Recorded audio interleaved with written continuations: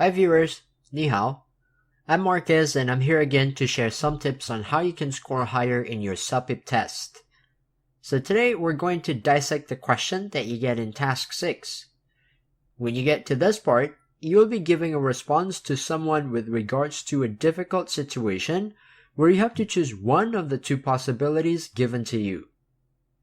You have 60 seconds to prepare and another 60 seconds to speak. In your answer, you have to talk to one of the two people, tell the person what you decide to do, and explain your reasoning. As a side note, you can check out our CELPIP playlist if you're looking for more tips and guides for the other speaking questions. For task 6, I decided to separate the response into 5 parts, which I hope will make it easier for you to prepare your answer. You can think of these 5 components during your preparation time. We'll have an introduction as usual with a greeting because you're talking to someone. This task always involves a difficult situation, but the situation may come in different forms. For example, formal and informal. And content-wise, maybe asking for help, or you're being asked for help, or you're invited to an event, and so on.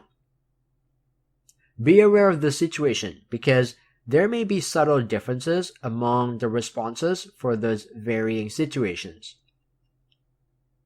Then you will say what you have decided to the person, followed by your reasons, so that the person will understand your decision. Subsequently, you can try to make a compromise to persuade the person or offer another solution. And before you end your answer, you can finish off with a brief closing statement. Let's take a look at the sample question that we're going to use to create our sample response at the end.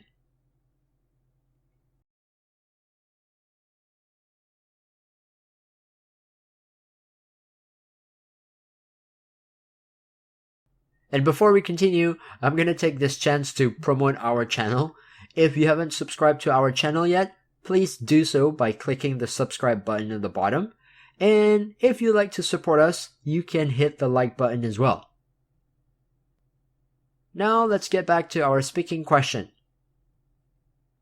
In the introduction, we are starting with the greeting, saying hi to the person we're talking to.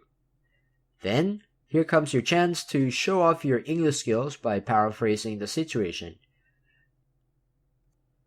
You can start off with expressions like, I'd like to discuss what you had told me.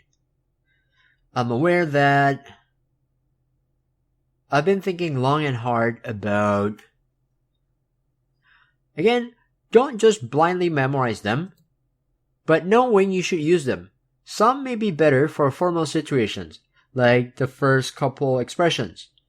I'd like to discuss what you had told me sounds more formal because of the word discuss. I'm aware, that's also a formal expression.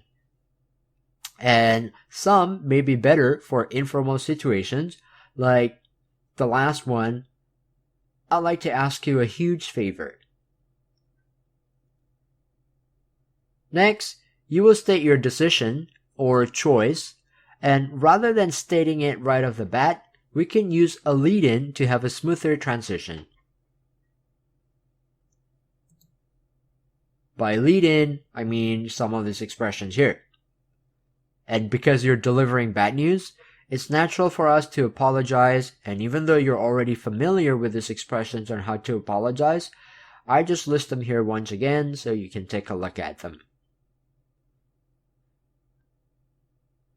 You can also use one of these typical expressions people use too when they have bad news to say.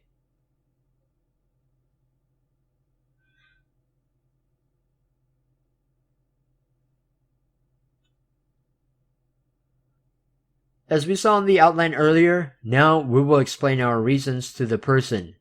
Imagine that you were in a situation described in the question.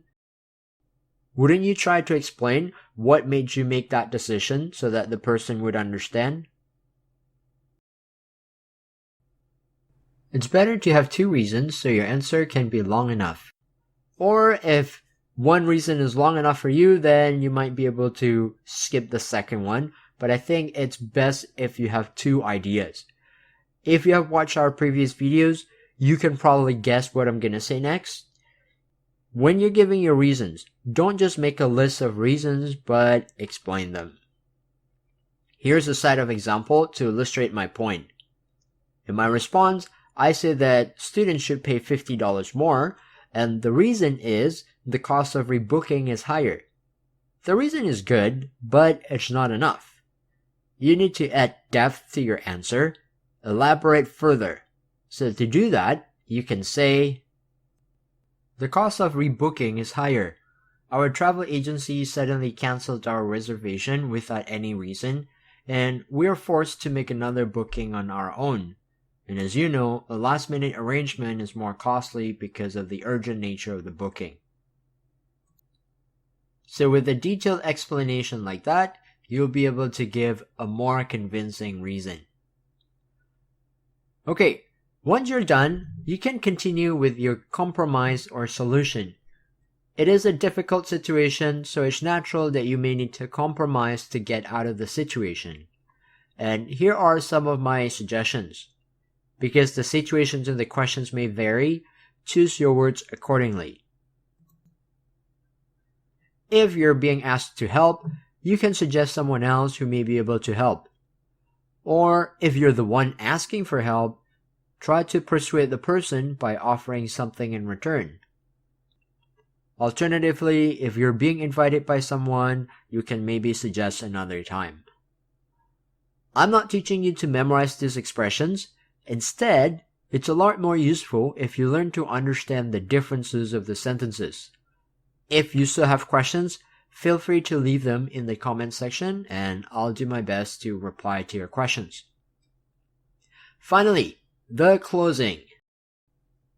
Not much to say here. You will probably just make one sentence to finish. I have prepared some expressions here, but I'd like to remind you one last time, choose the appropriate closing for the situation. Remember, you may be asked to help, or you may be the one asking for help, or in another scenario, you might be invited to an event or something. Alright, so before we finish, let's listen to a sample response, and here we go.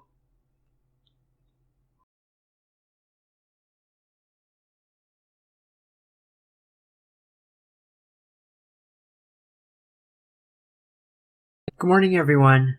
I would like to discuss the upcoming trip for our students. I have not so good news for all of us. Unfortunately, we will need an additional payment of $50 per student to make the trip a reality. And let me explain why. The cost of rebooking is higher because our travel agency suddenly canceled our reservation without any reason, and we are forced to make another booking on our own. And as you know, a last-minute arrangement is more costly because of the urgent nature of the booking. Having said that, I still want our students to be able to go on this trip because this will be a great opportunity for them to learn outside the class. The feedback from our previous students who joined the trip last year had been overwhelmingly positive. I will contact our original travel agent again to request a compensation, but I cannot make any promises. I know this is not what you wanted to hear, but I hope that everyone here can understand. This is the end of my guide for answering the question in task 6. So, as always, if you enjoyed this video, please subscribe to our channel and don't forget to hit the like button.